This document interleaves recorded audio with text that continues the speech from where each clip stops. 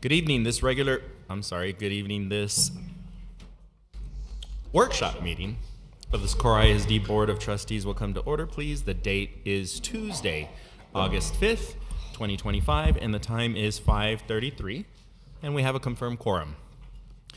Thank you for joining us for this meeting, both in person and online via our YouTube stream. The full recording of the meeting will be available on YouTube and archived through the board website, where viewers have the option of watching the meeting with closed captions translated in multiple languages. Gracias por acompañarnos en esta reunión, tanto en persona como en línea a través de nuestra transmisión de YouTube. La grabación completa de la reunión estará disponible en YouTube y se archivará a través del sitio web de la Junta, donde los espectadores tienen la opción de ver la reunión con subtítulos traducidos a varios idiomas. We'll continue with the pledge. Please join us in standing for the pledge. I pledge allegiance to the flag of the United States of America and to the republic for which it stands, one nation, under God, indivisible, with liberty and justice for all.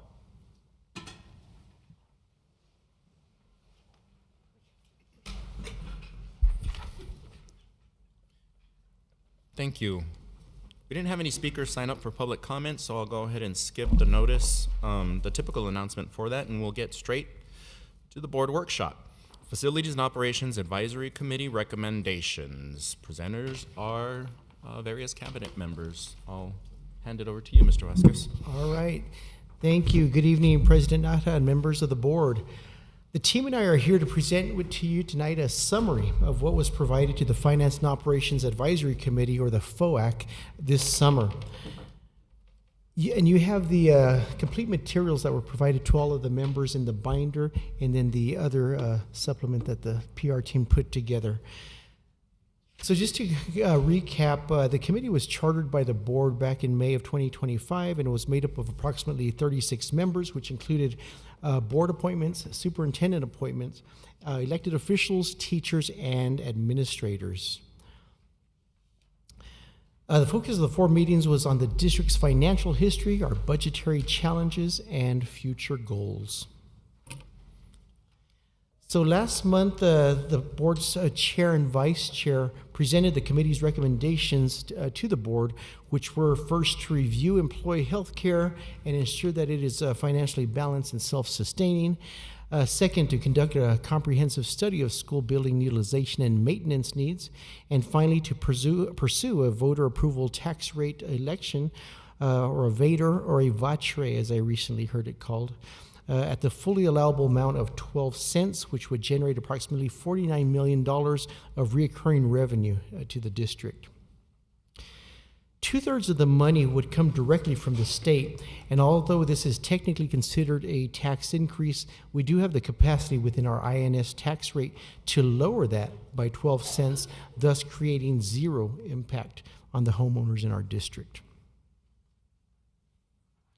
The committee also identified funding priorities for this additional revenue. First was to rebuild the fund balance and to ensure the long-term stability of our district. And second was to adopt an all-in for the people of Socorro ISD approach, where this funding would be used directly to support our students and staff. This would include, and in no particular order, student programs, employee health care and compensation, and building maintenance, just to name a few. Later this month, we're going to be holding a special board meeting, and the board will be taking a vote to determine whether or not we will be calling for a VATER. And if so, this will be placed on the ballot this November. So before we get into the numbers, I just want to take you back a little bit and share with you a little bit about who we are as a district and what we've traditionally been about. So when I was first hired by the district back in 1995, it was a big deal for me. You know, Socorro was known as a fast-growing, one of the fastest in the state at the time. It was known for its innovation, and it was also known for being a progressive district. And it was just also known for the culture and the people. And at the time, there was an explosion of growth in the area. So because of that, there weren't enough schools to handle the amount of students. So we had to create a multi-track calendar, and that alone was revolutionary at the time. That's where students would come in during certain months, and they'd go on vacation during certain months and track in and out. And also at that time, the SAC had just been built, which was the first of its kind in the region. And then a few years later, the Aquatic Center was built, which was and still is unique to Socorro ISD. And of course, we've always been known as the leaders in the region and across the state in technology.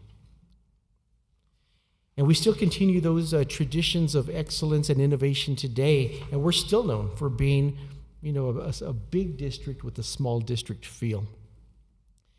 We lead the region in multiple tested categories on STAR and EOC.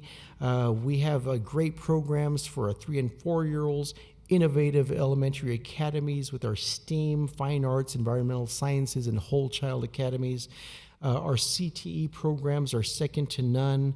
We continue to excel in athletics and the fine arts. And our SAC 2 is amazing not only for its beauty, but for the opportunities it creates for our students and its potential for use in the future. So now I want to give you a brief summary of our more recent history, and specifically as it pertains to our financial situation. So in the spring of 2023, things were pretty good. We had an enrollment of about 48,000 students, a healthy fund balance of about $100 million, and a deficit of $19 million. But by the spring of 2024, things changed. For the first time in our district's history, we began to experience a decline in enrollment by about 700 students. Our fund balance was cut nearly in half to about $50 million, and our deficit had ballooned to about $50 million. In March of 2024, we were looking at a deficit of about $42 million, and Dr. Carmen at that time was placed on leave. In April of 2024, I was named acting superintendent, and the TEA conservators were appointed to our district. Through a healthcare redesign and reductions to campus and department budgets and a reduction in staff through attrition and closed positions, we were able to reduce the deficit to $22 million, which is later readjusted to $24 million by filling teaching positions in high-need areas. In November of 2024, we received our first loan of $25 million, which was paid back this past February. And also in February of 2025, we were projecting a deficit of $38 million, and that's when we announced that we were recommending a reduction in force. So throughout the spring of this year, we implemented a program redesign, a reduction of department budgets, and we reduced staff by 445 positions. 23 were a result of the reduction in force, not the 300 that had been previously discussed. And the rest of the 420 or so positions were reduced through attrition. Also, in this spring, we reached out and got a second loan, this time for $35 million, which will be repaid next February. And in June, with the passage of House Bill 2, we were able to present you with, and you adopted a balanced budget. So now coming back to the FOAC committee. So we first started engaging with our stakeholders back in March of this year, starting with our all-in committee members. Then throughout the month of April, we met with other stakeholder groups, including our employee associations, student and parent advisory committees, and we informed them on how schools are funded, our different challenges, and our future revenue options. Some of their budget and financial concerns included job security, health insurance and benefits, and ensuring that we are transparent in order to fully regain the trust of the community. When it came to educating the community in the event that the board decides to vote to pursue a VADR, they recommended that we clearly explain school funding, clarify the impact of the VADR on the individual households, and highlight the positives about our district, and also to listen to the community voices, which we did with the creation of the Finance and Operations Advisory Committee. So here to talk to you a little bit more about our budget history, our CFO, David Solis, is going to come up. evening, Board President Nahara, board members, and Superintendent Vasquez. David Solis, Chief Financial Officer for the district.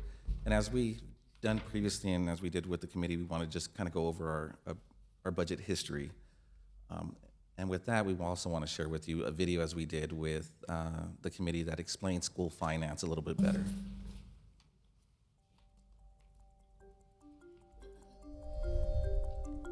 The public education system in Texas is huge and critical to the future of our state. Smart planning and adequate funding are essential to making the system work for each and every Texan. Where does the money for public education come from? Let's break it down. First, think of funding schools like filling up a glass of water. The water in the glass represents the amount of money the Texas legislature allocates to educate each student. The water is sourced from two primary pitchers. The first is school district revenue generated by local property taxes. The second is state funds, which are generated by things like sales taxes, business taxes, and a portion of lottery proceeds. The water glass has the ability to shrink or grow. But many people are surprised to learn that the size of a Texas school district's water glass, or how much money is available for and spent on day-to-day school operations, is decided almost entirely by the state legislature, not school boards or superintendents. Funding formulas designed by the legislature provide school districts with general operating funds, most of which cover salaries for teachers and staff. Other parts of the funding formula are designated for specific priorities like career and technical programs, early childhood education, and more. While the state legislature decides how big the water glass is, how much money the state actually contributes is contingent on the amount of local property taxes generated by a school district. In our complex school funding system, when local property values go up and tax collections increase, local schools do not receive more funding. Instead, the state simply pours less water into the glass, even though more state funds were originally budgeted and intended for public education. But what happens if school district revenue generated by local property taxes is able to fill the whole glass?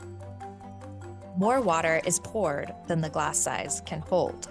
The state collects those overflowing funds in a separate water pitcher that holds general revenues for the state. So when a school district's property tax revenues go up, those dollars are not always reinvested back into our schools.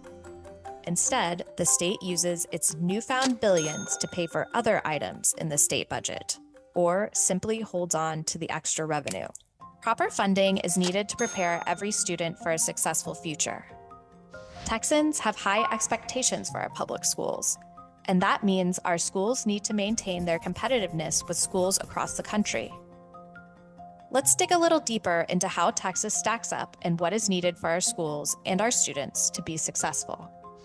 The per-student funding a district receives begins with a set dollar amount for each student. This is known as the basic allotment, which is set at $6,160. Schools receive additional funding based on specific student demographics and district characteristics. So when you add up all these different funding allotments, the average school district in Texas receives about $10,000 per student per year. A good way to understand how school districts allocate their resources is to look at how each dollar is spent, or how the money is poured into our schools. Right off the top, over half of every dollar covers instruction and paying teachers, the backbone of our public schools. The next largest budget category is facility maintenance. Public schools have large physical footprints, and keeping the lights on, the water flowing, the grass cut, and more requires significant resources.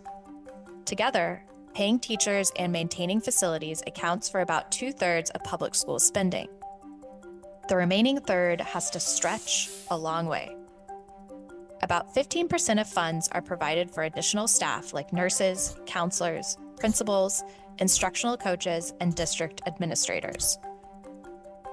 Just under 10% goes towards basic student needs of transportation to and from school and student meals.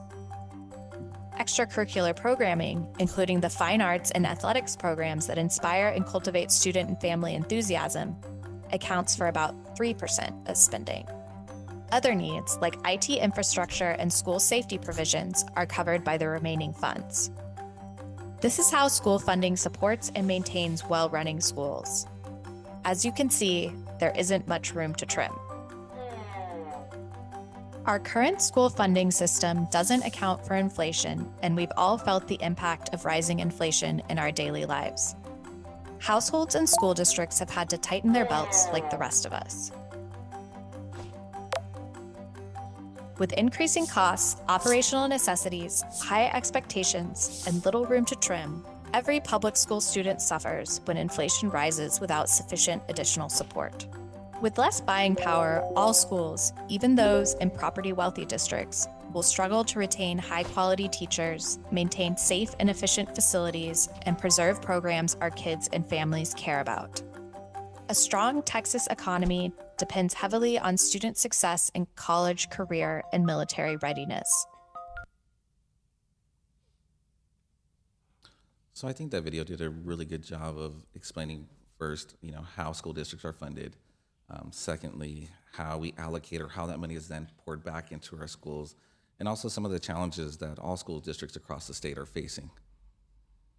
So when we look at our funding, at least from the operating side, about 32% of our funding for operating budget comes from local funding, mainly property taxes. A little over 60% comes from state aid, and then a little under 8% is provided by federal funding. So that helps support our special education students or those students with low income. This is a budget history that I think I presented earlier this year, but one of the things that we did this time was we updated it to include the most recent budget adoption. So you can see that probably beginning shortly after 2016, the district was adopting deficit budgets. And this budget history is of our general fund, I just want to point out. So since 2016, the district had been adopting deficit budgets, but this year we did adopt a balanced budget in our general fund.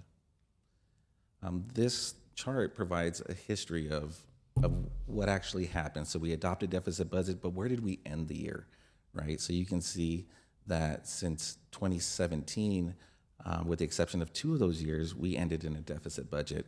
And those 2 years were 2020 and also 2022.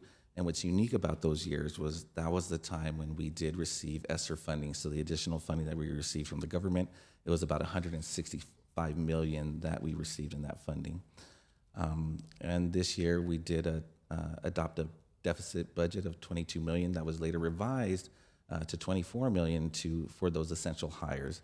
As I mentioned during the last board meeting, we do anticipate that we will not end up at a $24 million deficit. It will be a little bit less than that this year. This slide provides you with our fund balance history. You can see that from 2014 to 2016, our fund balance actually increased by about 29%. But since 2016, we had seen a decrease of about a little over 9% in our fund balance. And then from 22 to last year, or I should say the previous year in 2024, we saw that fund balance was then almost cut a little over by half, 56.7%. And this was information that we had previously provided to the board during various workshops leading up to the budget adoption. And one of the things that's important to note that is our board policy requires that we have a minimum of 75 days of unassigned fund balance. There is an upper threshold, and it's 105 days. So no less than 75, but no more than 105 days. So when we start looking at the fund balance targets, you can see that if we were to end this year at the $24 million deficit, there would be a gap of about $70 million that we would have to make up to be in compliance with the 75-day threshold. This slide has been updated, and it is our cash and investment history. The reason previously when we had provided this, we had projected that the ending cash balance would be in our general fund would be about 18.1 million, or about 14 days. But as Mr. Vasquez mentioned during his presentation, we did take out that $35 million loan at the end of, it was approved in May, but we received the funding in June. So you can see we're projected to be at about a little over 59 million in our cash, but that is a result of the note that we took out and the cash that we received in June. This slide does a really good job of showing the effect of the deficits that we incurred over the years. So you can see that in 2023, or actually in 2022, our cash position was about 128 million, and our fund balance was a little over 116 million, right? But since then, you see that sharp decline in both fund balance and cash. And because of that, that's what's required those two notes that we took out the previous fiscal year, the first of the 25 million, and then later on the $35 million note. And as I just mentioned, the first note was 25 million. It did have 120,000 in issuance cost, and then we paid about a little over 309,000 in interest, which we repaid on. Actually, we repaid it on Valentine's Day, February 14th. The next one, which the board approved on May 5th, 35 million, 145,000 in the cost of issuance, and we anticipate that the interest on that to be paid the 1st of February will be 853,000, a little over 853,000 for that note. So as we talk about the budget development for this last year, I wanted to present to you all what you all adopted last month on the 24th. And I think it's important that I clarify, because we did adopt a balanced budget in the general fund and child nutrition fund, but the debt service fund, we did adopt a surplus budget of 7 million. So when you look at the operating budget that was adopted, there was a surplus operating budget that was adopted of 7 million, but that is the result of the debt service fund adoption. So child nutrition and general fund, they were balanced budgets. It was the debt service fund that created the 7 million that sometimes you hear about in the news. So this year's operating budget was 561.5 million that we adopted, with a $7 million surplus overall. So when we look at the operating revenues and operating expenditures, this chart does provide a good breakdown of the not only the type of revenue, the sources of revenue, right, but also how we pour that money or that funding back into schools. And you can see the majority of our allocation is spent on instruction and instruction-related items, a little over 48%. This is just another way of looking at that information and breaking it down, and we chose to graphically represent it by a student graduating. So you can see that just under 2% is invested in capital and community and shared services, a little over 3% in district and instructional leadership, a little over 12% in facility safety and technology, a little over 13% is related to debt service, and the majority is a little over 69% is related to campus level instruction and support. So that includes instruction and related services, campus leadership, counseling and social work services, nurses, transporting our students to and from school, providing meals to our students, and then also the investment that we make in extracurricular activities for them to participate in not only fine arts, but also our athletic programs.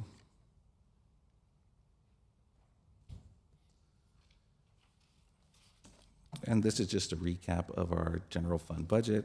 We did adopt a balanced budget. The general fund budget was 454.9 million, and again, that was a balanced budget. When we look at the sources of revenue, this does change a little bit. As you can see, when we look at just the general operating by itself, about 73% of our funding does come from the state, with about 25% coming from local sources or property tax revenue, the majority of that, and then about 2% from federal programs revenue. And then this just breaks down a different graphical representation of how we invest or how we allocate the funding back into our schools. You can see that if we were to look at the payroll costs and then the transfer out, that's related to the transfer that we make for our health insurance contribution every year, or healthcare fund. You can see that about 86% is related to payroll or benefits. The next biggest piece would be those professional and contracted services. And as I mentioned before, the majority of that is our utilities that we pay, the fees that we pay to the Central Appraisal District, and also the copier leases.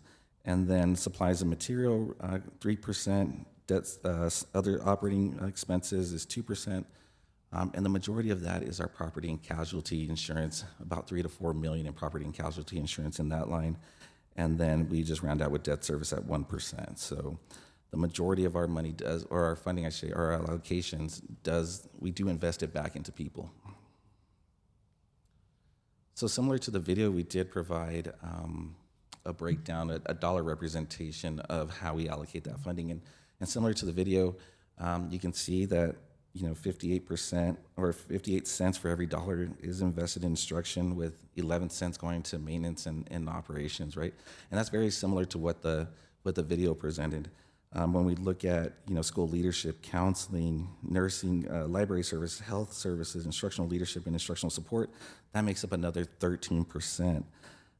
Student transportation and extracurricular, another 7% or 7 cents for every dollar. When we look at securing or the safety of our schools and technology, we're looking at another 5%, and then making up the rest would be administrative costs, debt service, and then that transfer out for health. So that's how the money is broken down or allocated with a different representation. We chose to present it similar to the video.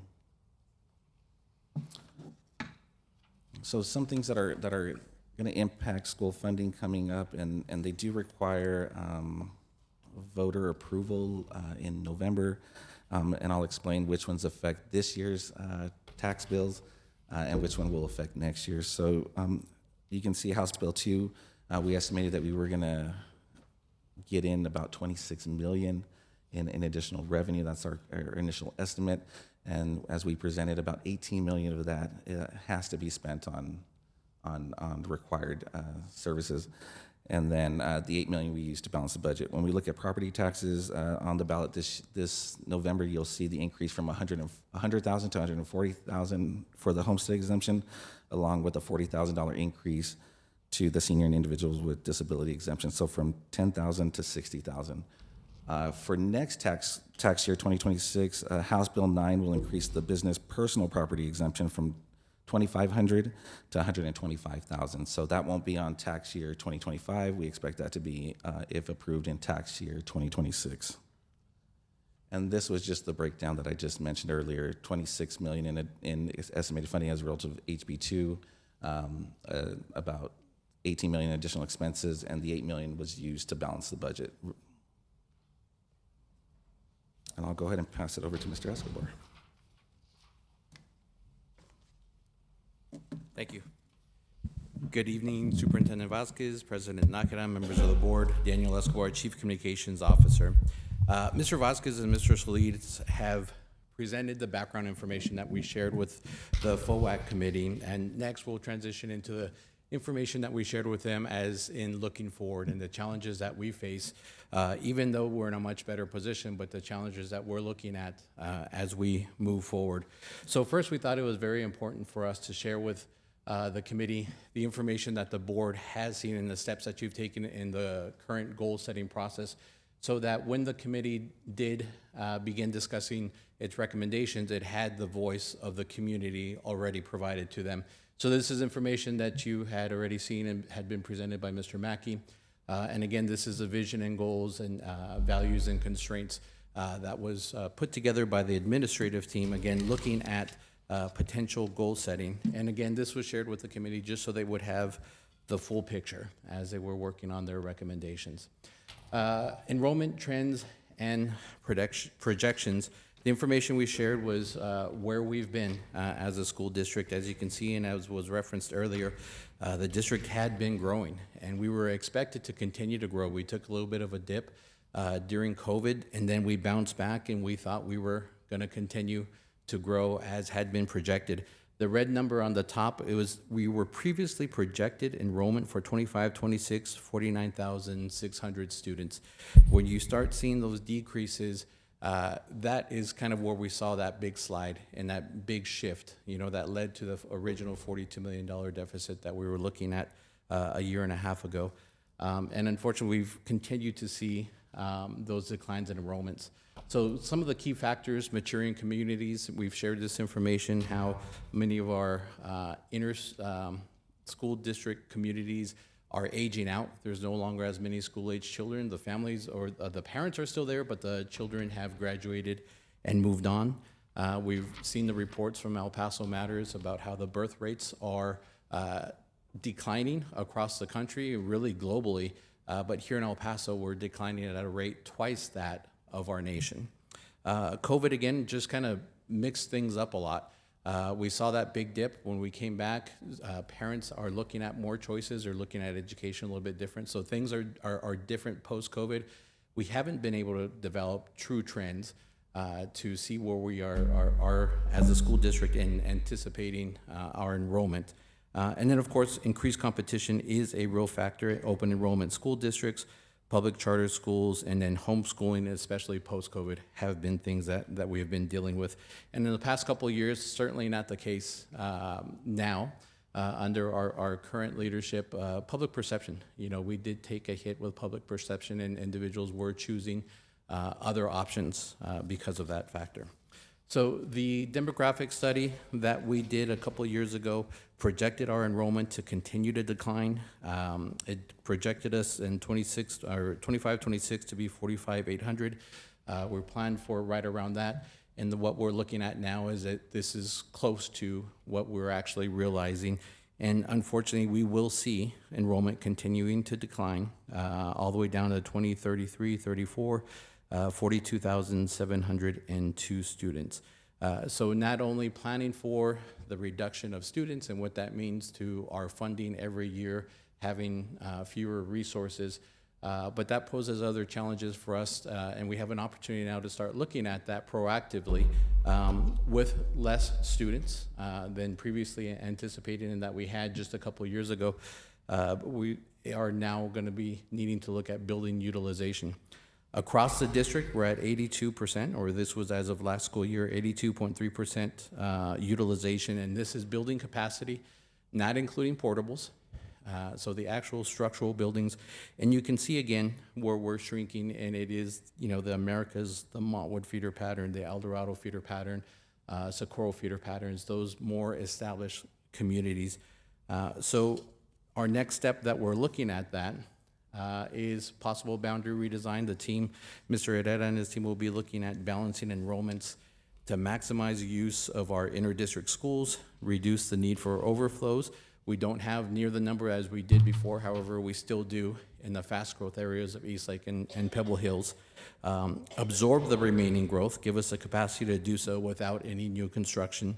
And another thing is looking at redesigning the pre-K-8 program as part of that overall. But one challenge that will remain, though, even with those moves that the team will be looking at, our total facility utilization will still remain the same. So we won't be changing that. We would be looking at shifting at this time student populations to make them more efficient overall. But again, the bottom line regarding facility utilization, those numbers would remain the same. Mr. Solis.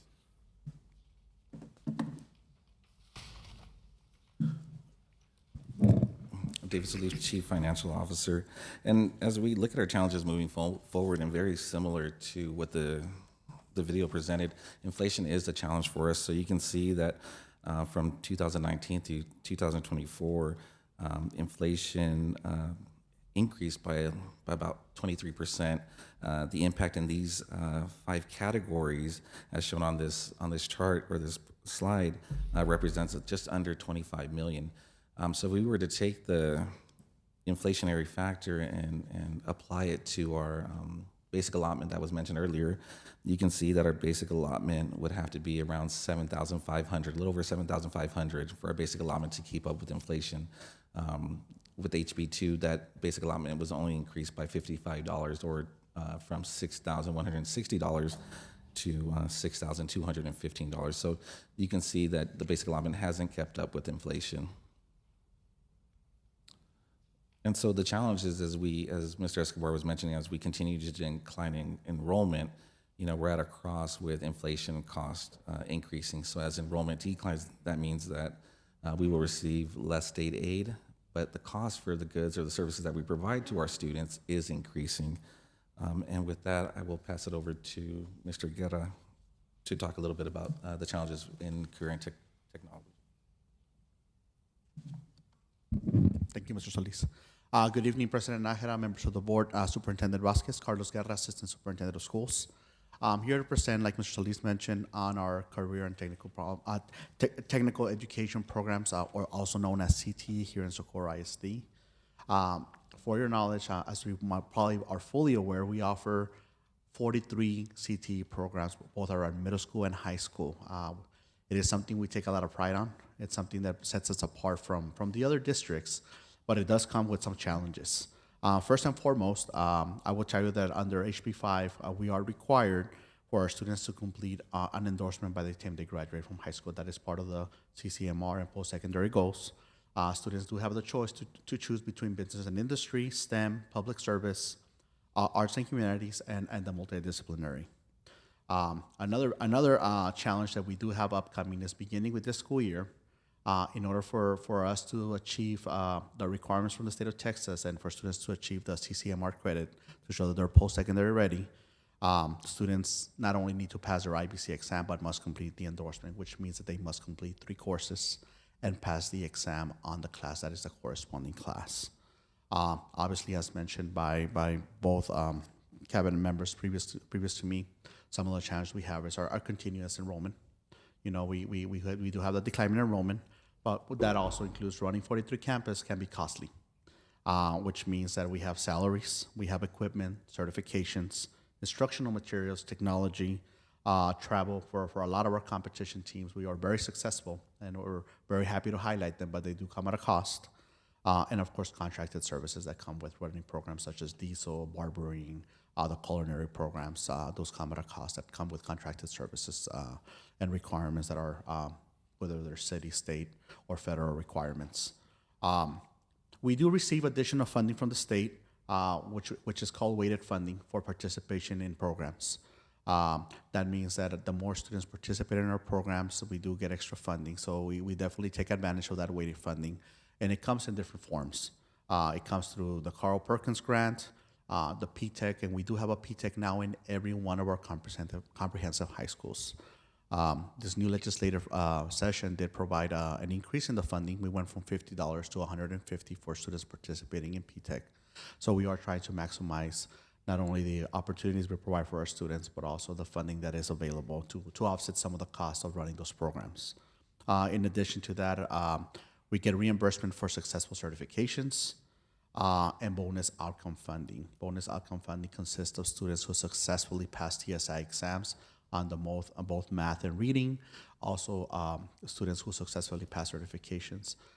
That is to include some of our populations, whether it's in special education. So those are opportunities we have to continue to increase, increase our funding. Finally, just to give you an idea what some of the generated funding that does happen through the CTE programs, we did generate this last school year approximately about $42 million, and that is a combination of generated funds, which are about $31 million, and of course some of the weighted funds that came around $11 million. Looking to increase to be able to maintain the opportunities for our students and offset some of the challenges that we have, especially with inflation. At this moment, I am going to go ahead and pass it over to our Director of Athletics, Mr. James Nunn.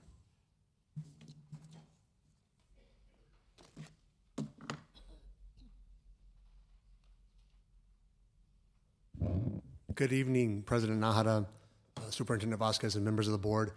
As we extend these conversations moving forward and just some of our challenges, We as an athletic department provide 12 of the 13 sports offered by UIL. We do not offer water polo, and that's the one sport we do not offer, nor do we offer lacrosse, which is an activity recognized by UL. So we offer all of the other sports, comprehensive sports, offered under the umbrella of UIL. A couple of the challenges that we're talking about, the district has historically provided programs and support far beyond what is required, which is no longer sustainable. We did have for programs such as the Letterman Jacket program. That is not something that's required under UIL. It's one of those things that we've had to look at just because as we start making cuts and potential cuts, that is one of the programs that we've had to look at in recognizing. Just in our department alone, not to include the robotics nor the fine arts, it was a $41,000 expenditure that we had last year. Start compounding it, there is an inflationary cost. The travel budget, we had to look at what we were doing in regards to student travel. We were traveling in the past every year, every program that our department funded.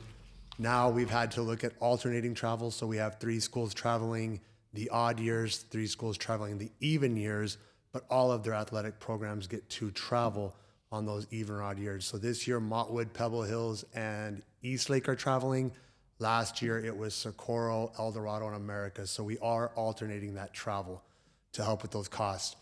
The developmental programs at the middle school level, the stipends alone, you're looking at approximately $192,000, but that does not include the associated costs, transportation, officials, overtime. Those are some of those other costs. And then the awarding of awards, inflationary costs, the tariffs and whatnot that have been recently regulated have increased awards. So what used to cost $150 for those gold championship trophies now cost $250. And so those costs have gone up just because of the cost of the materials. Moving ahead, skipping this because I don't want to have to do an encore, I'm going to skip Dr. Martinez and he'll go up because the next conversation on my docket is the Aquatic Center. As previously discussed, we are the only school district in the El Paso region that offers a natatorium type environment, but there are associated costs with that we have to consider. The lifeguards, just to hire the staff the pool, is about $160,000 a year. The chemicals needed are about $40,000. The repairs, if you do not know Mr. Dan Ferguson, he is a magician with the pool. He makes more happen just by elbow grease than anybody can ever imagine. And I want to make sure I give him kudos because that $40,000 could be way higher, but it's just Mr. Ferguson's work that keeps that cost down. And the utilities are about $200,000. So those are the kind of associated costs outside of the facilities for athletics that we're talking about, tracks and gyms and whatnot.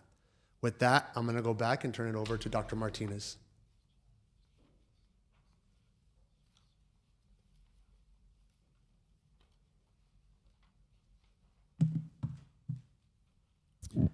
Good evening, President Nájera, Superintendent Vasquez, and members of the board. Armando Martinez, Director of Fine Arts. So talking about the Fine Arts Department, we've been very blessed the last couple of years about just having so much student success and being able to offer so many things that we do at the high school and the middle school level. We've made a conscious effort during this entire process to not cut any programs at the secondary level. The secondary level feeds the high school, so we make very certain that we're not cutting any of our middle school programs that feed the high school and vice versa. If there's no high school program, there's no middle school direction for those kids to promote to and vice versa. So with that, moving forward, looking at where we can make cuts, to benefit the district is, again, we've been very blessed the last couple of years that we have been selected to perform at many things, national and state conferences that have been significant. Considering the Texas Music Educators Association, where we've performed the last 3 years, which has been, hasn't happened anywhere in El Paso. It's not normal. It's not just the consistency of the success of our programs at the state level. The last 2 years we've performed at the Midwest Convention in Chicago, where we got stranded a couple of years ago. That was all over everywhere.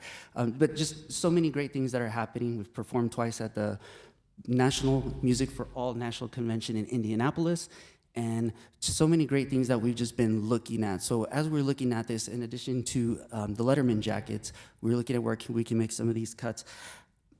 Looking at the numbers, we're looking at close to last year alone, $472,000 that we supported our programs in travel alone. That is not UIL. So we're looking at what can we do, and so moving forward, we're gonna make sure, and we've shared this with our programs, that moving forward, any of these considered extras, you are free to apply, you're free to get selected, but please make plans to provide support through the fundraising efforts if you're going to do these things. And that's where we're looking at, like, we're not going to stop providing the support for UIL events. It's just all these extra stuff. So this year alone, the Pebble Hills and the America's High School Trombone Quartets have already been selected to play at the Big 12 National Trombone Conference, which is the largest in the country. It is at Texas Tech, it's close by, but they are aware that they are on their own to support this and to fund it on their own. The other area that we're looking at is the UIL State Solo Ensemble Contest. This is a big one. Isleta no longer travels, they haven't for years, and we're looking at what we're gonna do moving forward is we are going to create a local state contest in conjunction with Isleta and partner with them to create that state experience here locally and bring in clinicians and make it the same experience. That event alone cost us $314,000. We took 585 kids last year. It's a big expense. So moving forward, we have shared, because it is an individualized event, if students qualify for that event, they are still free to go if they so choose. And that's standard practice across the state of Texas. Many districts, for that contest alone, they are closer to Austin. They do allow their students to go, and they make it optional. So we're gonna go that route. For the meantime, you're free to go, but again, you would have to fundraise moving forward to go on your own. So looking at the cost savings, this past year alone, we spent $787,000. Last year or 2 years ago, we spent $558,000, and the year before that's $443,000. So our programs are getting better and better, and we've been funding them and spending more and more and more. So again, it was over close to $1 million that we're gonna save moving forward on the extra travel. So that's where we're at, and that's what we're gonna look at to kind of move forward in our departments. Any questions? Awesome. I'm going to turn it over to technology.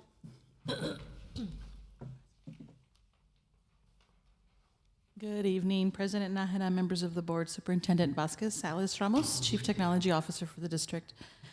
Just want to continue the conversation, talking a little bit about the technology challenges that we've been facing. I'd like to start with the infrastructure. As Mr. Vasquez mentioned earlier, the district does take a lot of pride in its innovation and providing state-of-the-art infrastructure and equipment across the district. So one of the challenges is maintaining that standard and ensuring that we're able to keep up with the trends in technology, the changes, and also maintaining the equipment that's already in production. So we are experiencing a lot of aging equipment in our data center and our network equipment, which is most of the time equipment that is not seen.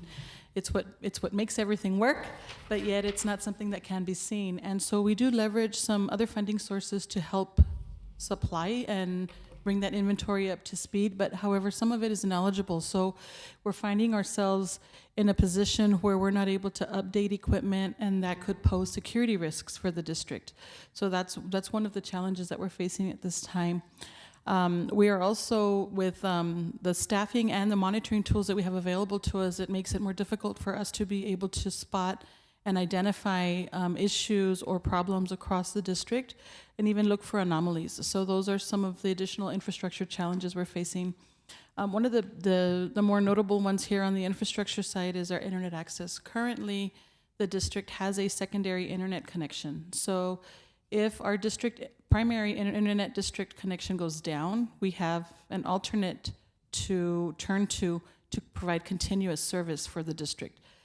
Through these budget reductions, one of the areas that we had to sacrifice was that secondary connection. So if we lose our internet access at this point, we do not have a backup to be able to provide that redundant service and continuous service for our district stakeholders at this time. The second area that I'd like to talk a little bit about, and you're familiar with, is our teaching and learning component. I think I provided an explanation to the board at one of the previous board meetings about the DNA redesign that we're working on, or that we've implemented. We shifted a little bit away from a one-to-one model to more of a classroom set model to where our lower grades are more sets. For example, in grades pre-K, K, and first grade, we're doing 8 devices per classroom. So instead of 1-to-1, it's now a 3-to-1 ratio. And then in our second grade, we're doing a 12-to-1, 12 devices per classroom, which is a 2-to-1 ratio. And then in our 3rd through 5th grade, we are doing 1-to-1. We're attempting to do 1-to-1, but that is through classroom sets. So devices are not issued to students. Students will not be taking devices home. We're keeping them at the campus and making sure that we can keep the inventory in good condition and serviceable, and we have eyes on it. We can make sure that we maintain that equipment as well. We're also making a little bit of a shift to where we're moving toward a Chromebook model. And so that's going to help with the reductions in the technical staffing to be able to provide better support to maintain all of the equipment that we have in place. And then the final area, one of the things I wanted to note here for the equipment too is most of our technology equipment that's in production right now for instructional use, the average age is 4 years old. And if you tie that right back, it kind of ties it to COVID. That's when the district was forced into 1-to-1, across district-wide. And so we've not been able, it's very difficult to maintain that status when you're dealing with a district our size. So we're reaching the point where many of our devices are already out of warranty, so we cannot provide a warranty replacement for those. And the final challenge that we're facing district-wide with technology is the cybersecurity end. So that one is a little bit of an invisible threat, if you will. We're always constantly being hit with attacks, if you will, for whether it be email or internet or just any type of attack. And so the district has to be vigilant in making sure that we can identify and protect the district's assets, to include not only personnel or personal identifiable information, but just infrastructure in its own. And so with monitoring tools, a reduction in monitoring tools and availability, it makes it very challenging to do that. And so with nowadays, there is so much dependency on technology. So what's one of the bigger challenges that we're facing is trying to find innovative ways to continue to protect the district and ensure that we're maintaining a status quo for cybersecurity on that end. So that continues to be a challenge. The district does have cyber liability insurance. I want to assure you we have some protection measures in place. But again, being vigilant and having more eyes on it will definitely helps the situation. So those are the majority of or some of the highlights of our challenges at this time. At this time, I'd like to turn it back over to Mr. Vasquez. All right, looking at some of our maintenance and operations challenges that we're facing. So our district is made up of 56 sites to include 51 school campuses. And even though they still look great, thanks to our M&O and custodial crews, they're aging. And some of the systems are coming towards their end of life. And we did a facilities condition assessment in 2023. And this was only at 35 of our oldest schools. And at that time, they estimated that we would need $320 million worth of repairs to bring everything up to date on the infrastructure. And that was, again, 2 years ago. With inflation and everything, I would imagine that the price is even higher than that. And that's, again, just at 35 of our campuses. So we do face major challenges with our buildings. And with that, I'm going to turn it over to Selena Stiles.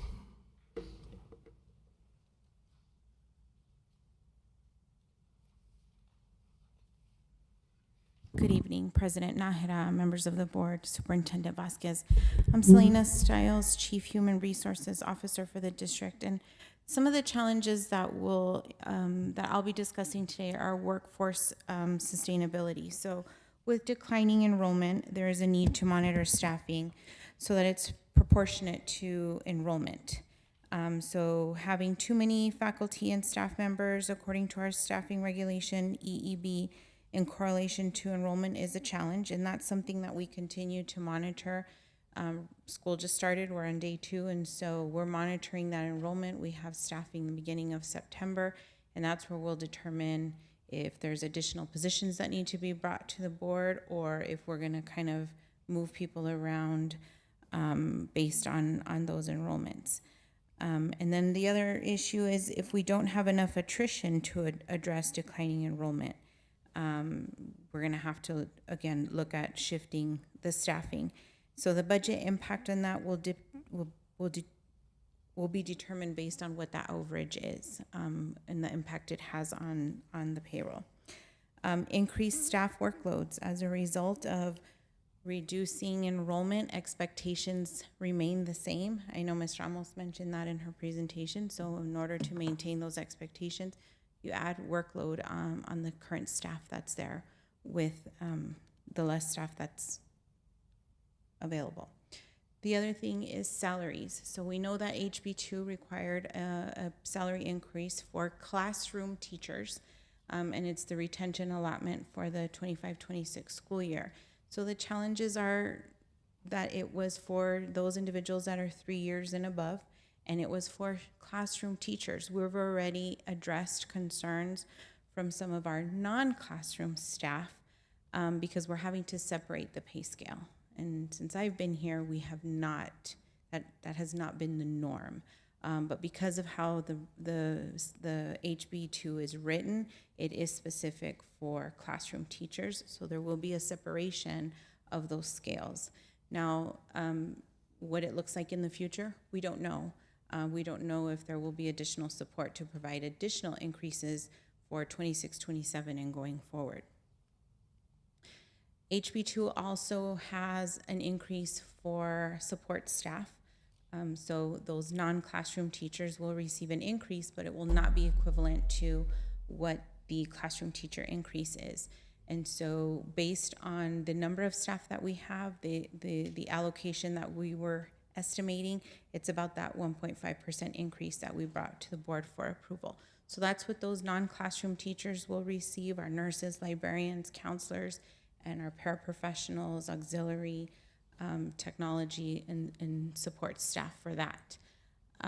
So again, the challenge going forward is what does it look like? Will the state provide additional support for those increases starting in 26, 27? And just for reference, a 1% increase right now totals about $3.5 million. And that's without the state funding. So the next challenge is healthcare. It's been a conversation and through most of the presentation this evening and how we've had to cover that deficit. And so right now there's about a $20 million gap that has to be covered. And why $20 million?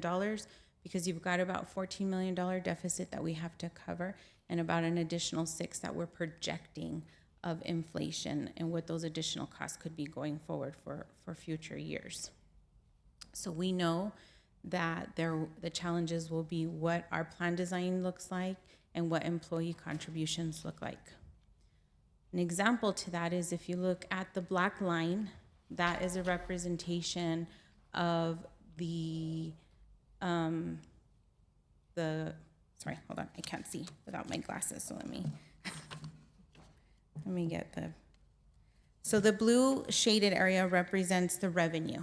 The revenue is what the district contributes on behalf of employees and what the employees are contributing. The black line represents the expenses. So as you can see, there's all the white area in between the black line and the blue shaded area is what has to be covered. That's the gap we have to close. At the bottom, the blue bar, if you look at it, anything that's over 100%, and this is January 2024 to December 2024, just to give you a year's picture of what that looks like. Anything over 100% is where we're overspending in the plan. So for the whole year, you're looking at 27% over. In 2023, it was 16% over. So just that shows you not just the cost of inflation, but the unpredictability and the utilization of the plan, because healthcare is personal. You can only project based on what previous utilization has been, but we cannot we don't have a crystal ball. We don't know what's going to happen. We don't know how healthcare will be used. So that's the gap for healthcare. And I'm going to turn it back over to Mr. Solis. Before we continue, I want to pause real quick. We've presented a lot of information to you right now. Remember, we had 4 meetings over the summer. They are each 2 hours in length. We've presented pretty much all that information to you in 1 hour. So it's a lot. So do you all have any questions at this time before we move on? Anything that you've heard regarding some of our challenges or anything regarding the budget that you'd like us to address? Any questions over here? Yes. First of all, thank you. Wow. A lot of information. Drinking from a fire hose right now, getting all of the information that you all got. So my question, just to summarize it for my brain, these are all the needs that the district has at this time. There's some challenges that I think I heard, especially from technology and from athletics and fine arts. I heard some of the adjustments that you're thinking of making. But again, it's impacting some of our students. So summarize it for me. All of the information you gave us, this is truly for us to get an idea of SISD and the financial challenges that we have at this time. David Solis, Chief Financial Officer for the district. That is exactly right, Ms. Macias. That's what we are trying to convey to you this evening, where we've been, and some of the challenges that we face ahead as we look forward, not only just in our extracurricular programs, but also in our buildings and our facilities, and maintaining some of those services for our students. So we see the declining enrollment, the aging of our facilities, of course, attendance, because I liked how you had, okay, this is truly our enrollment, but ADA-wise, once we have butts and seats, this is the financial, I guess, revenue that we're getting. So with that, you also gave us information about the Vader. So, and one thing that I heard the last time, and I want to thank those that came to facilitate the information to us, is that you want to give the district, the board, that flexibility if we do go forward, if it does come to fruition as far as the VADO, that we get revenue input of how we use it. So with that, how will you all prioritize for us? What is it that, if we get $1, how will you tell us, okay, this is how we want that dollar spent, so that we can make an informed decision? Sure. So in regards to that, I think it's important that if the board moves in that direction, that we meet based upon the information that we're giving, so that we can work together to identify how exactly that funding is going to be used. I can tell you that part of the recommendations from the committee did involve rebuilding our fund balance, right? And that was very important to them. So that was one aspect of it. But as you can see, we are really going to have to sit down and prioritize how we move forward, because there's a couple things. You also have deferred maintenance, as we've discussed, services or programs for students. How do we maintain those programs for our students? But the other thing too is, as Ms. Stiles mentioned, without state aid, we don't see future increases for staff. So, all in all, we have a lot of challenges that we have to tackle as a team. So as we move forward, and if that decision is made, I think it's important that we all come together to say, okay, how are we going to use this funding moving forward? Because as I'll present later, it is reoccurring. It is money that we are going to receive every year. But the important thing is, how much of it will be spent on one-time cost versus reoccurring. So we have to be strategic in how we use that funding moving forward, so that we maintain the services and programs for our students, maintain our facilities, and also how do we talk about stabilizing our financial position. Balancing the budget was just the first step, but we have to look in the next couple of years is how do we get back to a good financial position and get back to that 75 days of fund balance. Thank you for summarizing it for my brain. One last ask. I know that we're going to have to be our own advocates, especially as our legislative session comes in a couple of years. So the one ask is if you could give us those priorities, and it doesn't have to be today, but give us those priorities. That way, collectively, as the city of El Paso, we're vocally asking for the same things. The one thing that caught my eye was the inflation. I mean, on the insurances, on health, the health insurance, the utilities, that was really eye-opening. And then an ask, IMA, we currently get IMA for our resources, any type of instructional resources.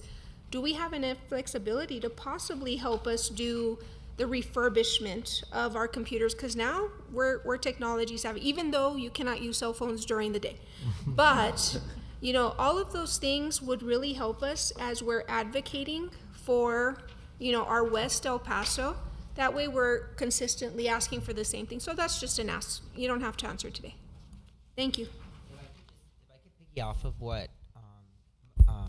Ms. Macias just said, in terms of the development of, I think one of the appropriate ways to say it is a legislative agenda specifically targeted for the state. That's something that I would most definitely be very supportive of.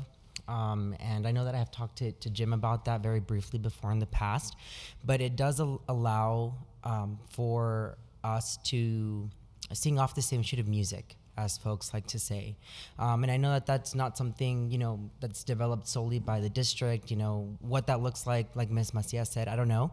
But I think that's something to seriously consider, especially, as, the district engages and maybe us as board trustee members engage with members of our state delegation. I know that in my, professional capacity, I engage with them a lot. Through my line of work, but I know that, we're on their email distribution list. They make an effort to communicate with us and to, build that relationship. And so as those conversations develop, we want to make sure that I think, just to add to her point, that we know exactly what we're advocating for looking ahead. But I know that that's not something that was necessarily covered this evening, but she said it and I liked it and I wanted to say something about it. So there you go. Macias, did you have anything further? No. Okay. Any other questions on this side? I do. And again, it's for I just need to be able to understand what I'm going to be advocating for. So the slide with the Vader key points. So 12 cents would generate approximately 49 million, correct? That is correct. Can you explain to me in layman's terms, 0 new taxes, yet we would get 49 million? So how does that work? Mr. Solis, I know that you have some more expansive slides on the Yes. Vader. Will that go on? Go into more depth at that point? Because I don't want Ms. Garcia to steal your thunder here. Yes, and if it's But gonna if be that's the covered- case, then Yeah, that's if gonna- you could that's just coming up. explain coming that. up. You read my mind. So I'll wait. But just know, she's going to be full of questions if you don't have all the answers right there. In terms she understands. Yeah, I'm realizing that Okay. right now. Anything else on this side? No? Gentlemen? But not a question, just more of a comment. This is really a team effort. And I think for those that have been able to go to the FOAC meetings, you may see parts of it, but this is a collaborative effort across SISD. There is no I in team, and I think making sure that everybody is involved to the best of their ability, cuts need to be made across the board. And even looking at this presentation, you can tell that the entire team really dotted their I's and crossed their T's moving forward. And so that level of detail I really appreciate. The level of collaboration I appreciate. We don't know what the solution is going to be. I think we have a roadmap to get there. But if we keep this type of team unity moving forward, we're going to get there and we're going to get there together. And that's one of those things that I really appreciate about this process. So thank you for everyone here that was involved in that. Thank you, Mr. Woodcraft.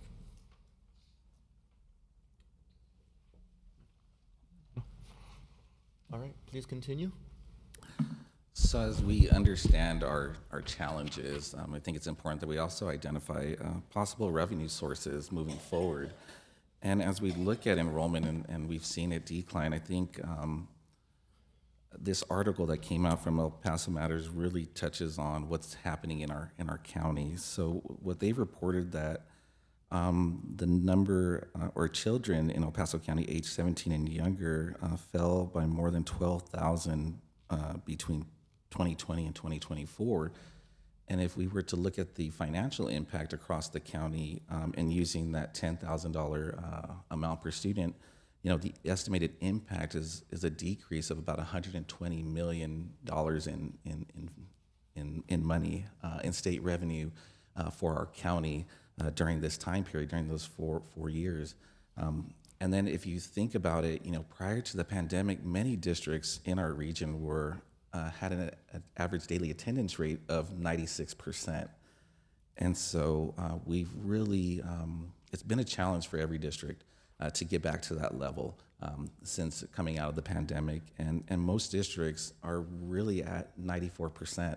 So you see that decrease of about 2% since the pandemic. And we estimate that for every 1% decrease in ADA, it's about between 3.5 and 4.5 million on top of that. So you can see that in addition to just the decrease of 12,000 students, if you consider our decrease in ADA, that's an additional 7 to 9 million in our county. Much has been talked about. Well, you have extra, or you have lots for sale, or is the district considering selling some of those facilities? And last fiscal year, we did sell the Gateway Estates parcel, and it generated about $9.3 million for the district. The board additionally approved several other properties for sale. 5 of those properties, we estimate that the appraisal value is about $11.5 million. And then the adjacent lots at Purple Heart Elementary and Sergeant Jose Carrasco Elementary, those are still pending appraisals. So we are still pending to see what additional revenue those properties might generate. So at least for this fiscal year, we are, for 25-26, we are estimating just under $12 million in property sales if those come to fruition. So I remember Ms. Macias asking me about, which entities make up the tax rate for our residents in our community. And I remember responding to her by saying, City of El Paso County, EPCC, UMC, as long as our district. But what's interesting about our district is it just depends on where you live within our boundaries, whether you live in the city of Socorro or the city of Horizon City. It will just depend. And you can see based upon this chart that residents within our community can see different tax rates ranging from a total tax rate of $2.57 to as much as $3.13, just depending on where you live. So I thought that was important to share, and I think that's unique about our district. If you look at El Paso and maybe Isleta, I don't believe that their residents see that because they're probably only seeing one tax rate, but our residents do see varying tax rates depending on where you live. And speaking of those districts, this does provide a tax rate comparison, and what you can see is last year our tax rate was lower than both districts. Our tax rate was a $1.0589, and that was lower than both districts.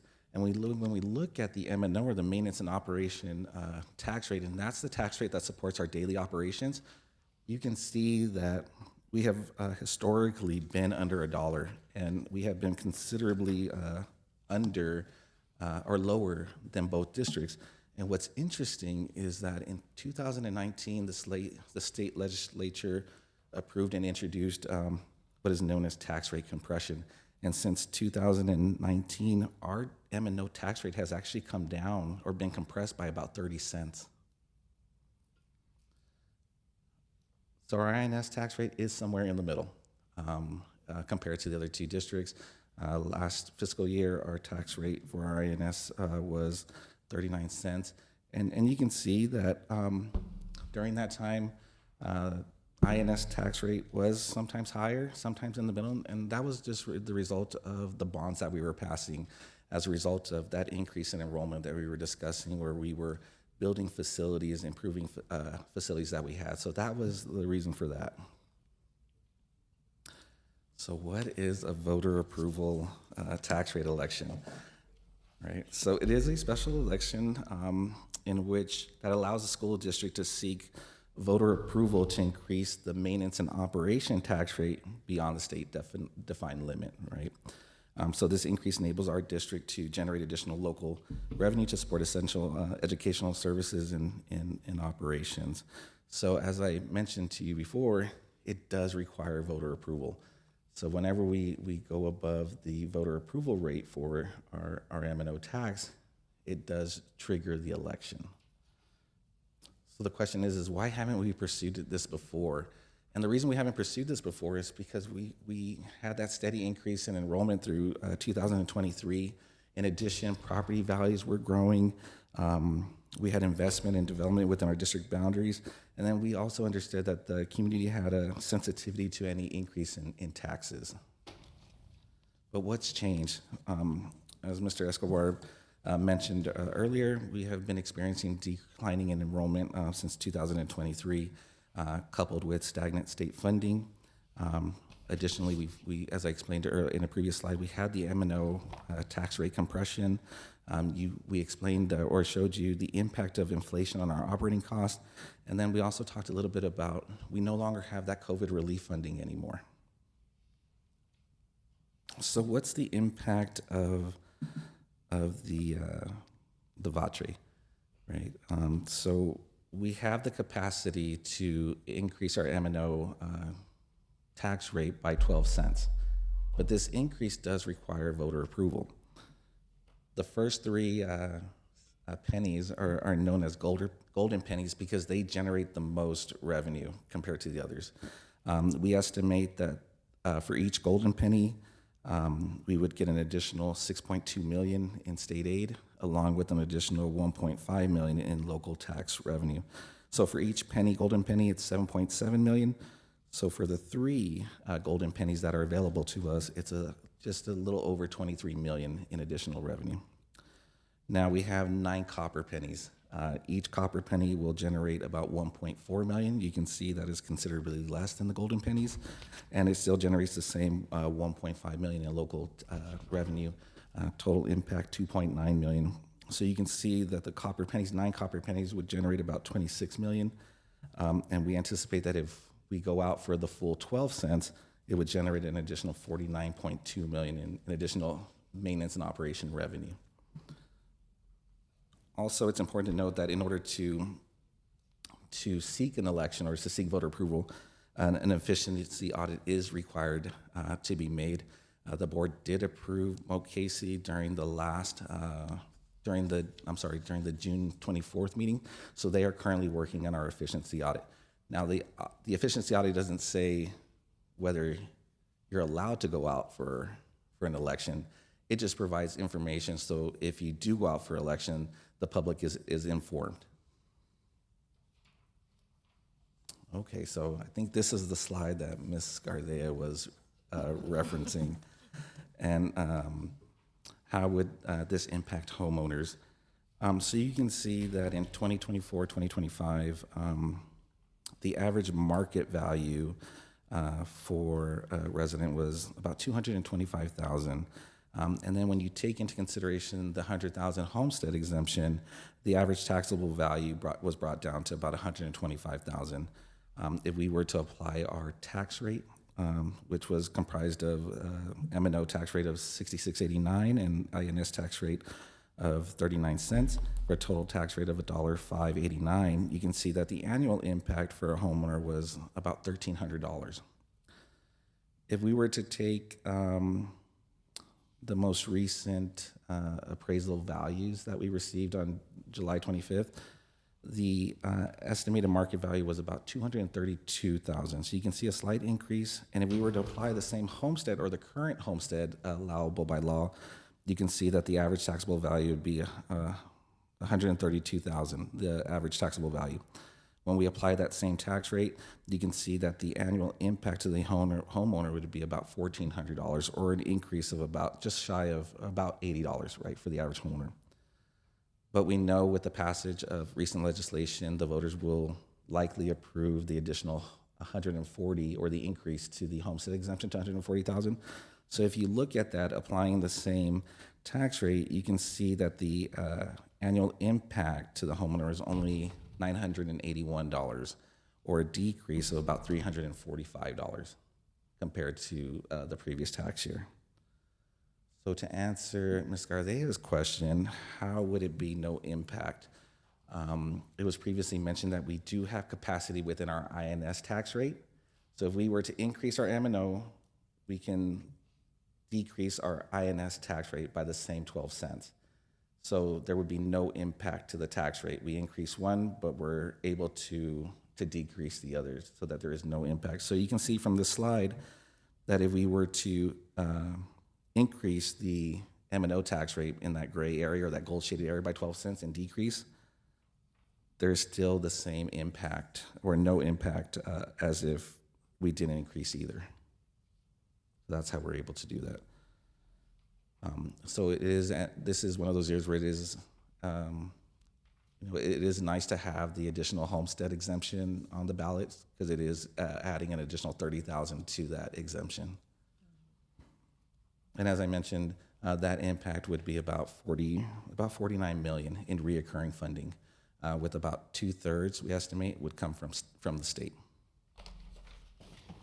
Additionally, I think it's important to note that our elderly or homeowners age 65 or older, and those with disabilities are generally not affected by the VADR, because their levies are frozen. Okay, so I think that's very important to note.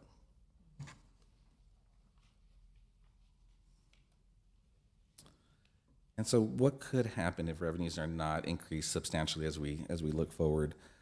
We could see, as we've seen, a reduction in student services, further reductions in staffing, no employee compensation increases for the foreseeable future, unless there are some additional state revenues that are provided. And then just the continuous reliance on those short-term loans. You can see those short-term loans did cost the district, and just the most recent one, we're thinking anywhere between $1 and $2 million alone, just in interest and fees annually. And that's a cost that we could reinvest into our students and programs, instead of paying it in interest and fees. And with that, I'll go ahead and turn it over to Mr. Vasquez. All right, so this is the information that we presented to the committee. And as we did this, I want to first recognize and thank our chair and vice chair who are in the audience today, Joey Espinosa and Tom Lane, for guiding the committee through this process. And I see some other members of the committee who are out there as well, so we thank you for being here. So we used a consensus model when deliberating, when discussing the different options that the committee was going to make when developing the recommendations. So they guided them through this process, and we asked them to look at everything through 4 lenses. First, how can we increase district income? What are some viable cost-saving options that we have? How do these options align with the mission and values? Again, we used those from the listening sessions that we did this past spring. We shared that with the committee, and they made sure that they were aligned with what the community is saying. And then finally, how would the public respond if we were to pursue this? So with that in mind, what we did is we were seated in, there were 6 different groups, and each group had approximately 6 members. And by the end of the 3rd meeting, they had pretty much whittled everything down to 3 different options: the healthcare, building utilization maintenance, and the VADR. And we went table by table because they had discussions about this. And as you can see by the thumbs up on that graphic there, it was unanimous. Even though we're using a consensus model, the vote was unanimous that everybody did want to, or feel that we did need to make adjustments to the healthcare. Everybody felt that we did need to continue to look closely at our building utilization and maintenance. And they all agreed unanimously that we should pursue the Vader. And we even gave them the options. We said, well, we don't have to go for all 12 cents. That's what we have. That's the maximum available, but we can do 8 cents maybe, or 6 cents. But they all agreed that if there was going to be no impact on the taxpayer or on the homeowners, then we should just pursue all 12 cents. And you can see there on the bottom part what their priorities were in terms of their recommendations. So once again, the recommendations made by the FOAC committee were: 1, to review employee health care and implement corrective actions to ensure it is financially balanced and self-sustaining. Number 2, conduct a comprehensive study of school building utilization and maintenance needs to proactively develop plans for boundary adjustments, potential school consolidations, and long-term infrastructure improvements. And finally, to pursue a voter approval tax rate election, or a VATER or a VATRE, at the full allowable amount of 12 cents to unlock additional state funding and maximize district revenue opportunities. And with that, and then these were the funding priorities, again, to rebuild the fund balance and to adopt the all-in for the people of Socorro ISD. So with that, I'm going to turn it back over.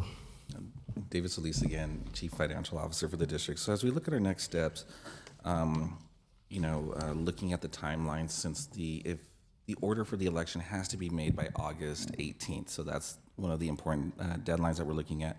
And so in preparation for the August 14th special board meeting where the tax resolution or the tax rate will be proposed, we have published the public notice already in the El Paso Times yesterday, as a matter of fact, August 4th, since it has to be published no later than 10 days, but no earlier than 30 days. So that publication has already been posted.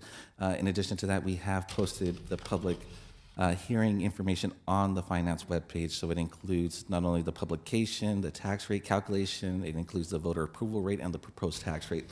So all that information is already on our finance webpage. If they go there, that you can see it right away. The next steps would be, obviously we did the public notice, the special board meeting scheduled for the 14th. During August, November, there would be some type of district outreach. By October 15th, we would present the efficiency audit and post it and on our district website.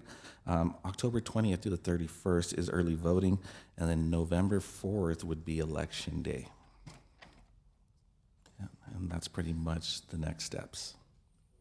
Mr. Solis, so does that mean on or about October 5th, not only will the efficiency audit be posted, but it will be discussed, presented in a board meeting, special board meeting, workshop, et cetera, as well? That is correct. We are planning sometime in September to present that information to you all. Thank you, sir. You're welcome. Questions this time over here? Mr. Guerra? Mr. Solis, do you know of any other entities, city, county, any other school districts are going to do an election, some type of election coming up in November? Not that I'm aware of, at least related to school districts. I'm not aware of any, at least in our local area. I know last year Anthony went out for a VATRE, but I am aware that there are other districts within the state that are also looking at this. I did check with the county, and they're not going to be pursuing anything. What do you know exactly how it's going to be written out for the voter?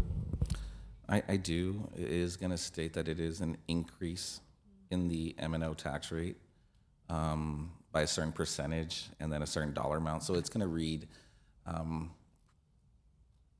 probably an increase. I'm estimating right now, I think it's 14% because you have to do the comparison, and they would generate an additional $15 million, I believe, is what's currently in the draft order.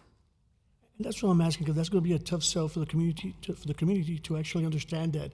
And we have other districts trying to pursue it also as well. It's going to be a tough challenge. It's going to be a tough road ahead of us. But with the basic allotment hasn't increased since 2019, just recently increased. Years ago, I remember sitting on this board, we were penalized by the state because we didn't raise taxes. And now we have the opportunity to increase the pennies. And I say, not just go for the 3 cents, 6 cents, go for the 12 cents, because we have nothing to lose, all to gain. Thank you. You're welcome. And I'm sorry, if I may, Mr. Nahara, we would definitely need to be on point with our messaging, just to share this information that we shared with you tonight, showing that there would be no impact on the homeowners. So that's going to be very important for us to do, but we'd get that done. Woodcraft? Thank you, sir. Mr. Solis, if you can, go back to slide 74, please. That'll be the, how did you church it up? The Vatre impact? Vatre? We're getting bougie with it now? Just a little bit. I guess. Is it this one? Nope, it's the one with the golden pennies. Oh, gotcha. There we go.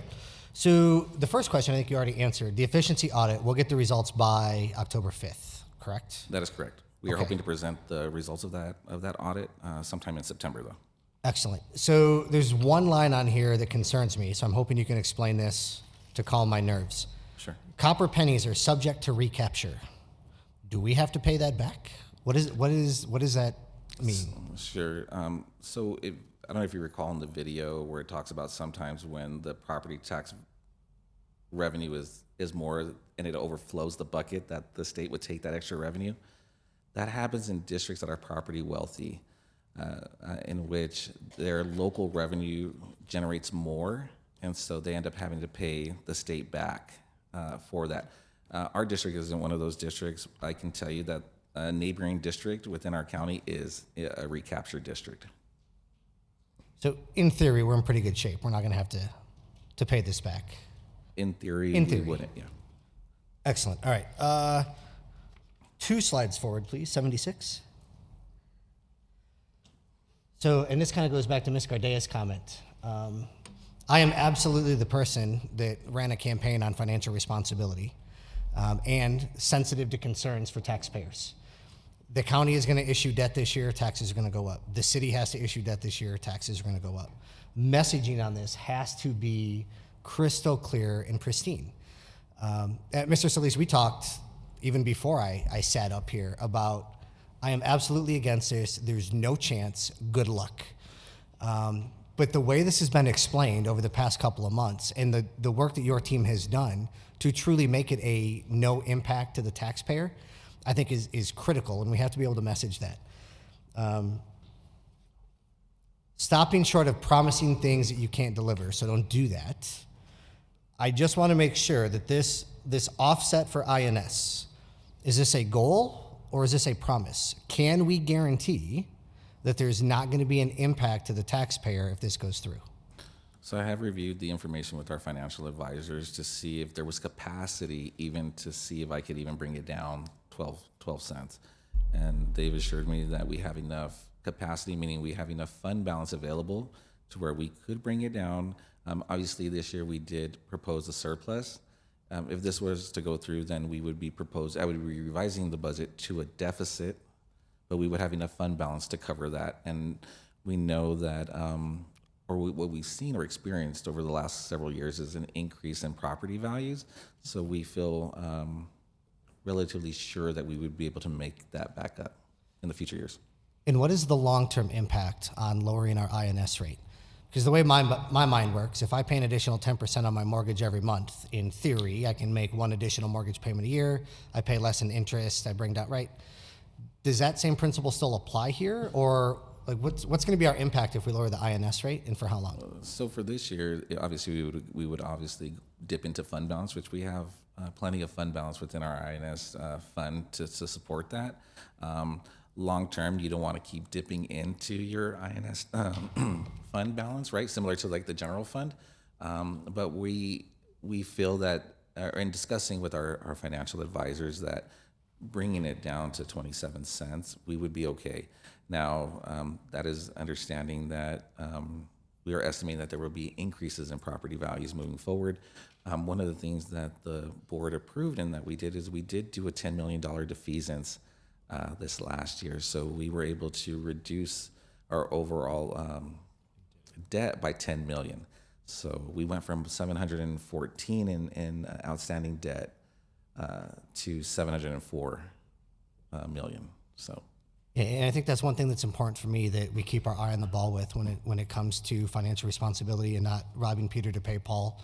You know, what we don't want to do is get caught 10 years down the road going, because we did this, we're in trouble now, and we have to kind of come back and make it up. So kudos to you and your team.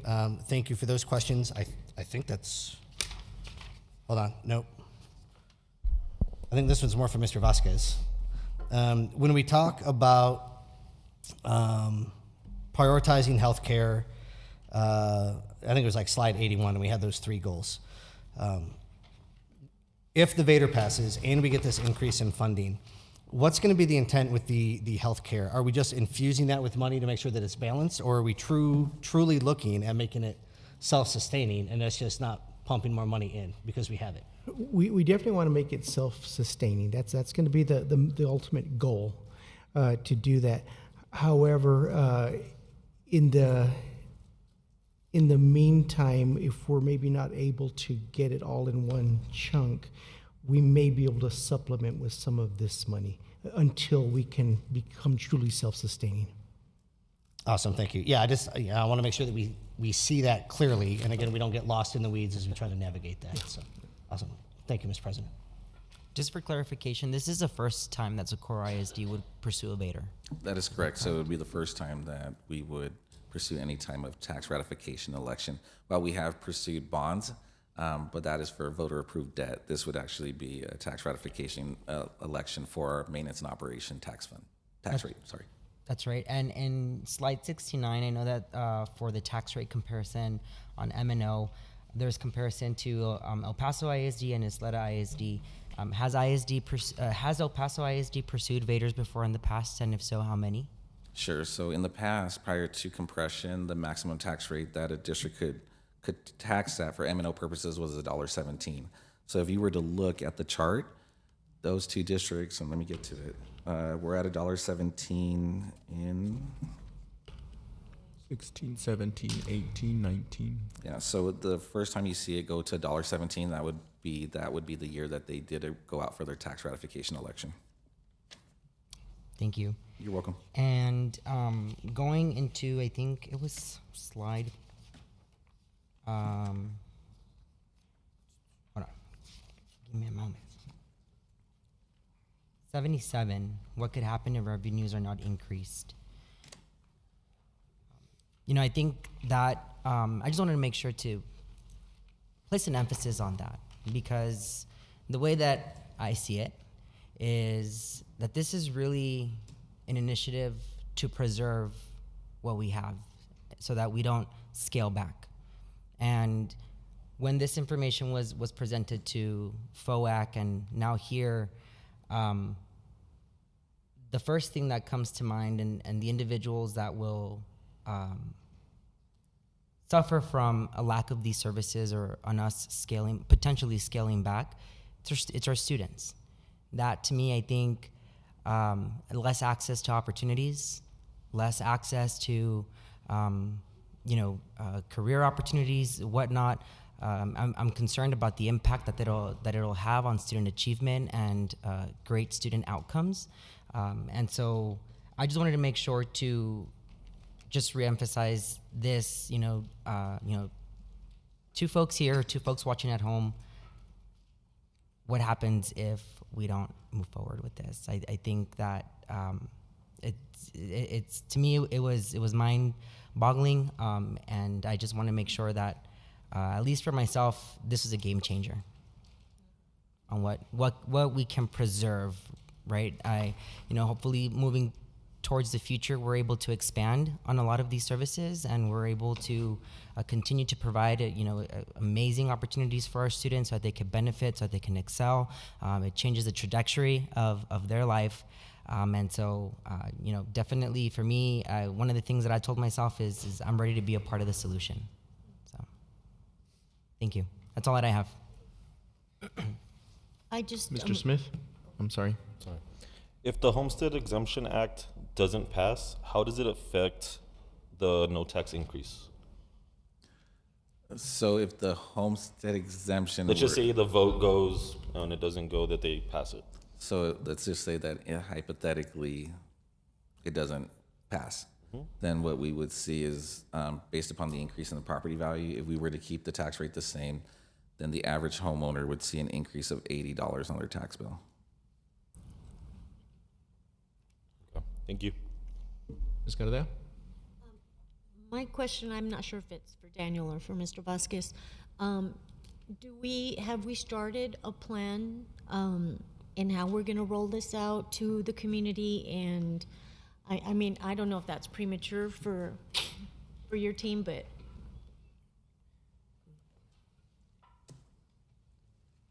Yes, ma'am. In fact, much of the information that you have here, kind of the process that we'd follow is developing, sharing the information with the committee, gathering their feedback. The final report that you have there will be the foundation of that information. So if this were to move forward and the board were to move forward with this action, shortly after, we'll be prepared to launch a website, to launch a full informational campaign. thank you. Yes, ma'am. Can I add to that real quick? Okay. Mine. Yes, of course. Yes, ma'am. Go ahead. Is it possible to do something similar like we did in the spring where we did the community listening sessions and almost having that Yes. campus by campus engagement Yes. and educational rodeo? I agree.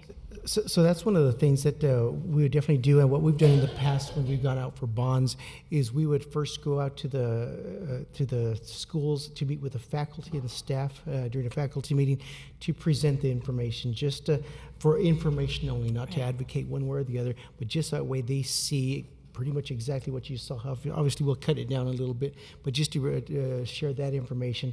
But we definitely would want to get the word out to the larger community as well. And I'd just like to add that during the special board meeting, we will also have a presentation regarding election laws and ethics, just to make sure that we're all on the same page on the do's and don'ts should we move forward with this. So we will be having a presentation so that we're all informed. Anything else? Ms. Macias? You could go to the next slide. So, in summary, from 24-25, with a $100,000 exemption, we pretty much could assume that the 140 is going to pass. If it does pass, you already increased, you did the 3.5 más o menos increase in the average market value. So everybody knows, because I know that whenever I pay taxes, they said, oh, it's not going to impact. I'm like, whatever, I paid more. By paying more, it's because, again, my house is being valued at more money. Unless I go fight it and then do all that good stuff, right? So even if it increases, $140,000 exemption, that means that possibly going to get a decrease of $345. The average. Sorry. No, the average taxpayer, we expect to experience a decrease year over year of about $345 in their tax bill. An average taxpayer is about $200,000 home value? Right now, about 230. Okay, perfect. However, if we go out for the Vader, then what I see is that we're going for the 12 cents, and I wish they were all golden, because you taught us that there's more money, but we can't. We could only do 3 golden, right? We're only allowed 3. Okay.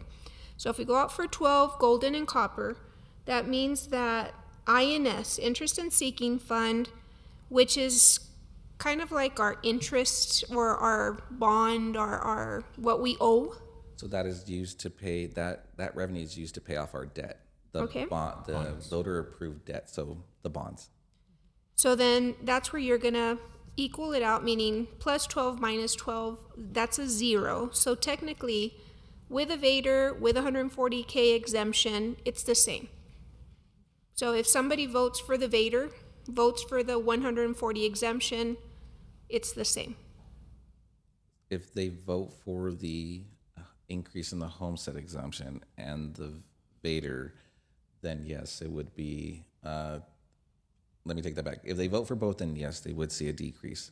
So that's like our marketing. Okay. So if we do that, that means that board-wise, you're not gonna come ask us for a defeasance.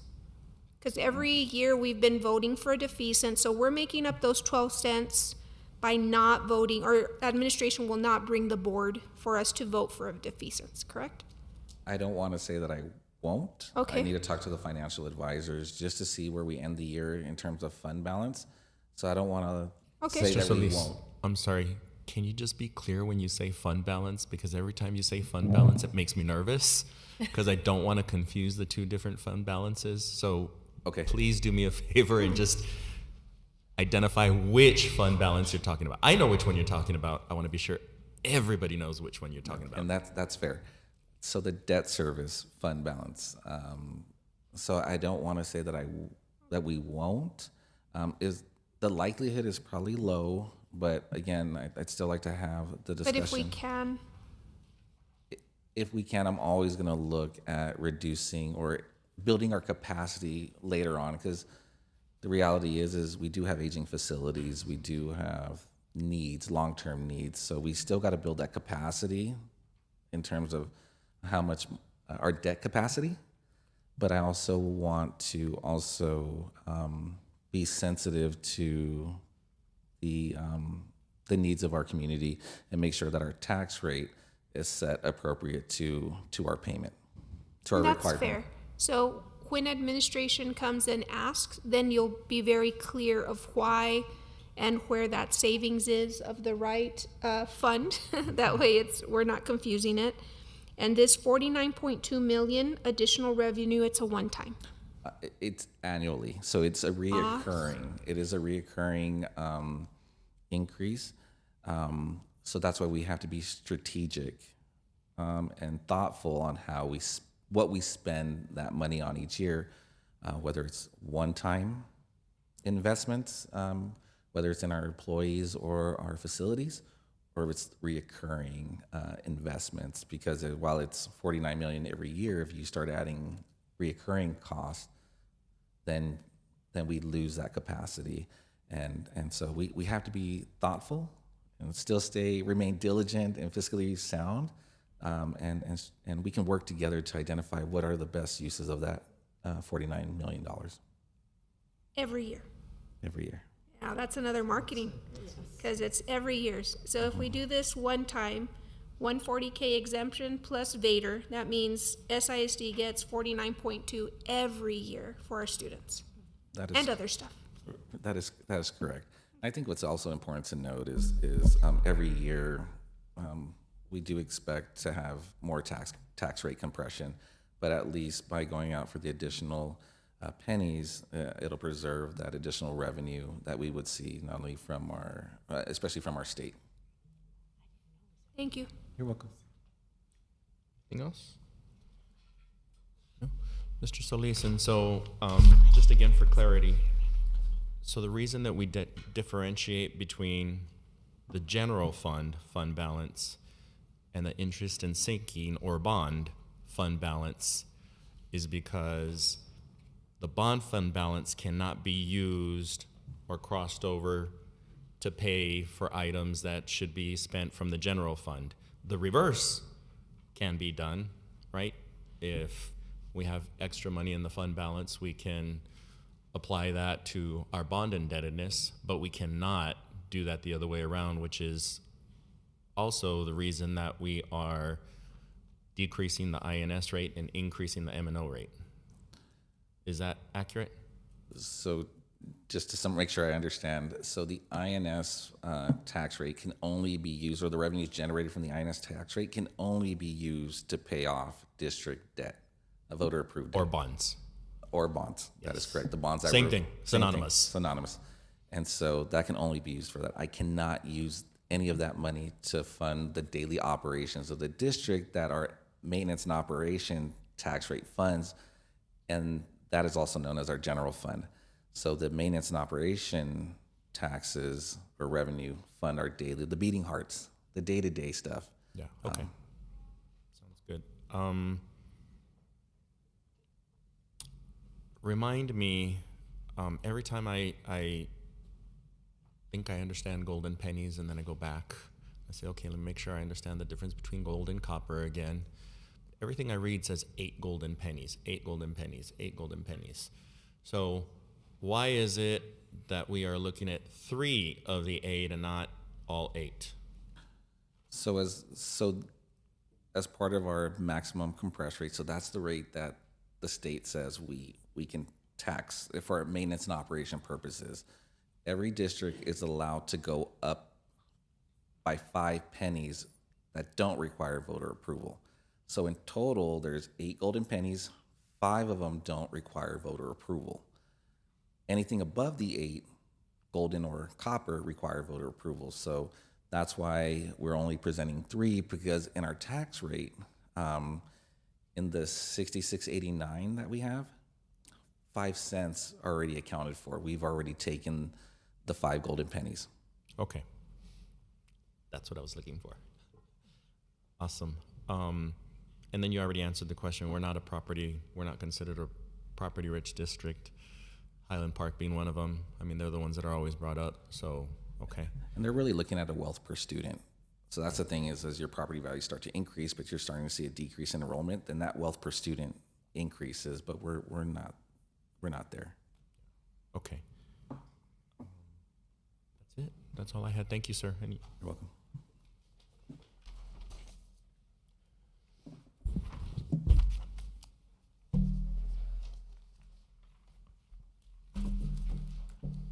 So I think then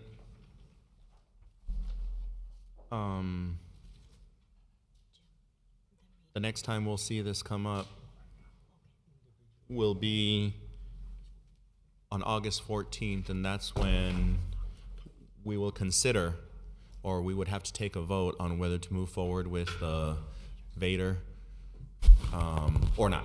So it'd be 2 things. One is you would be voting on a tax rate, the tax rate for 25-26 fiscal year. I want to remind you that that is a record vote. So that is a record vote.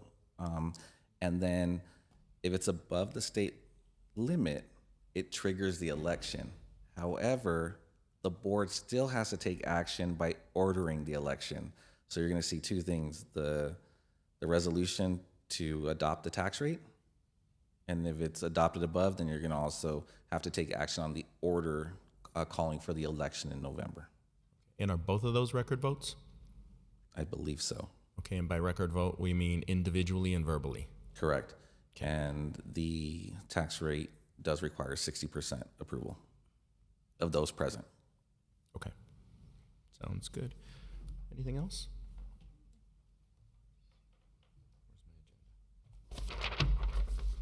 All right. Thank you, Mr. Solis. Well, with there being no other business before this board, we are adjourned at 7:24. The date is Tuesday, August 5th, 2025, and the time, again, is 7:24 p.m.